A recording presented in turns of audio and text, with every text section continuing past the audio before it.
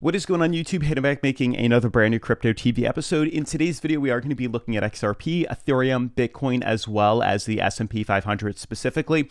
Yesterday, we saw a pretty substantial sell-off within the S&P 500. You can see the dip that we had here. This has pretty much been a continuation lower high pattern forming since I'd say the retest of top resistance are the start of this year since 2022. Lots of information about the Feds came out, and you pretty much tech stocks and value or tech stocks and growth stocks have been affected the most since then. They've pretty much been targeted, and that has pretty much caused the sell-off that we've seen within the markets within the S&P 500. I'm not worried, as I do believe we are going to eventually move back up higher.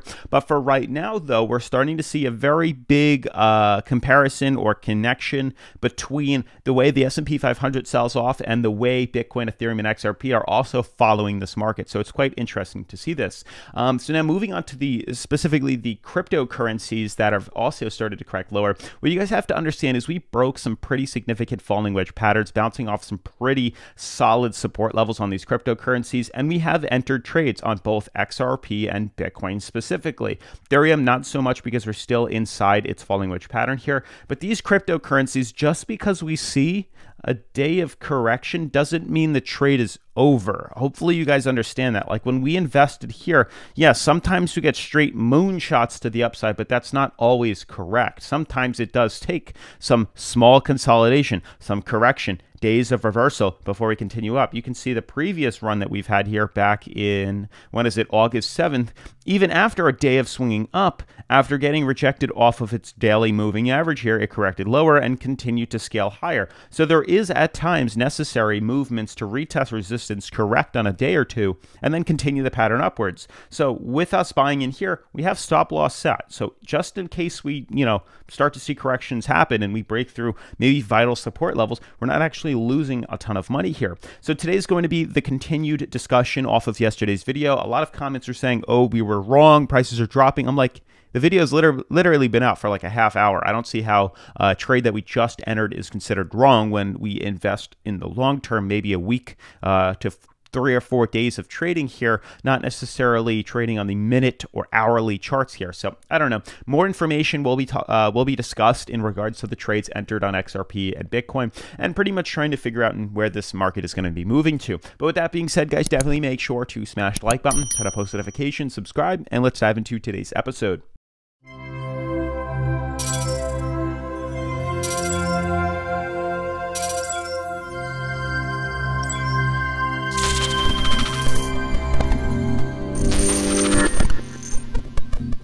So guys, yes, markets are clearly down. I'd say everything is down about 3%, but we are above the $2 trillion resistance that we've had for quite some time now. Markets are actually trading at like 1.96 or 1.98 a couple of days ago, and here we are at 2.02. So volume is slowly coming back. We don't see this massive price explosion that we've seen in the past, but we are still trading upwards. And this is a good time to buy in crypto. Like, it doesn't matter. Crypto has been bought. We have purchased cryptocurrency at some pretty significant low levels that I do believe are going to hold on these markets here. And we discussed this all yesterday, but specifically if we're looking at XRP, it's also interesting. I want to show you guys the if you guys paid attention to the YouTube thumbnail that we made yesterday, you can see here what it is that we're dealing with. You can see right here, this is the 4 hour on, I believe, XRP retesting its moving averages right here. And that's what I want to show you guys as well today. So there is some sort of turbulence where prices are getting, we are hitting resistance, and that is causing prices to get rejected right now. But it's not over yet. This is extremely short term that we're talking about. We've entered trades literally once we closed closer to like 77 cents here, and we're literally at that level here with stop losses a little bit lower. We haven't triggered stop losses. We're still in on the trade, and I do believe we are going to continue to pump higher. Obviously, the first thing that needs to happen is for us to break through our 4 hour moving average right here. Once that is confirmed, then we can potentially see movements to the upside. There are small uptrends here. Not that these are necessary, but you can see the ascending fractal that we had here with an XRP on its small scale to the move, or a small scale move to the upside here. And then since then, we're now starting to form a falling wedge pattern. You can see clear top resistance right here to the downside, and maybe a bottom support, like something like this. You can see it's a very small scale movement to the downside here. But regardless, when not looking at the 4 hour and scaling ourselves back here after getting rejected from our 4-hour, which is so small. It's not something to really, worry about at the moment here.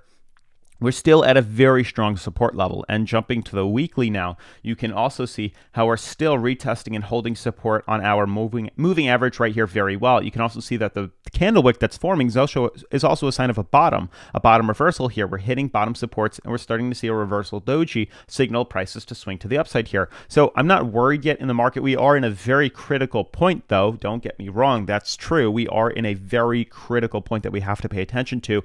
And if prices are actually on the weekly closed below our moving averages on the weekly charts here, we close below this green band, we close below the uptrend, we close below the Bollinger Band, we close below the price floor right here in purple, this very hot area, then yeah, prices are going to be shorted, and we are going to see prices move lower, but we haven't done that yet, and we tend to bounce and use this moving average as a means of support inside what appears to be a massive Elliott wave formation here, symmetrical triangle. This is bottom. There's a chance of reversal back to the upside here. So until proven otherwise, we are still fairly bullish on the analysis here, and we'll see. I very well could be wrong. We could easily see prices continue to trend on the support here that we're having and then dip below. And if that happens, then obviously our stop loss will be hit here.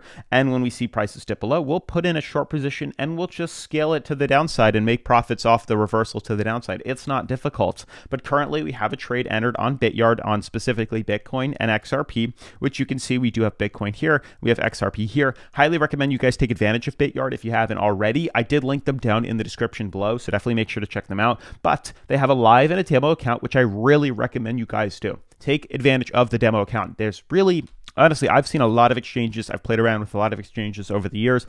None of them really have as unique of a demo account that allows you to trade as smoothly as Bityard does. That means that you get cryptocurrency for free like Monopoly money, and it allows you to leverage, trade, and practice your skills and get used to the website without actually having to lose or invest money.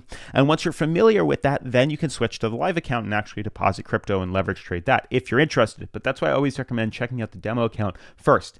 I still use the demo account to practice, my trades here and there. But moving forward, they also offer a mystery box. So if you sign up in the link down in the description below, you can then click mystery box to earn free crypto. They also have daily mining for free, mining crypto too, which is very unique, but it's almost like a little promotion they give you. So definitely make sure to check that out. But you can see here, we're not over it yet. We broke extremely bullish. We broke positively to the upside here. It's only been like a day we closed above resistance. We started to see swings to the upside here, and this has been the second day. We had 1 day completed of correction, and here's the second day right now today, where we're going to see where exactly we move to. But we are still creating higher lows. We are still in an uptrend. We did break above our falling wedge pattern here, and I do believe we have hit a bottom with prices expected to move up. So just because we're seeing a day, 1 day where, leveraging, I understand that the price is a little more affected here, but just because we saw a day of XRP moving 2 cents downwards isn't necessarily a bad thing. There has been plenty of movements that we have made here and plenty of,